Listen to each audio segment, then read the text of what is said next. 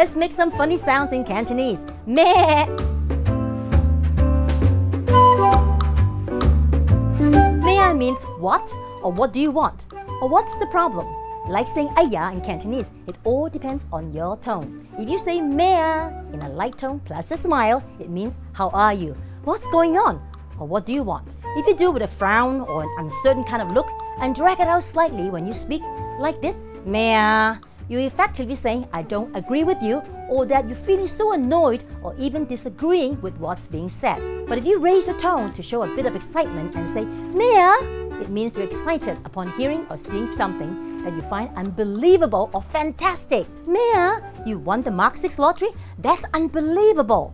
But then if you can't tell the difference between all these tones, no problem. Just create your own and "Mea" in your own personal styles. Still want me to recap? Okay. "Mea" in a light, happy tone and a smile to mean, how are you? Or what's going on? With a frown, "Mea," you're feeling annoyed. Or "Mea" to show excitement. Wow, "Mea" is really a fantastic and useful phrase, right? Go practice Cantonese loudly and proudly. And please share the fun of "Mea" and this video. I see you all next week.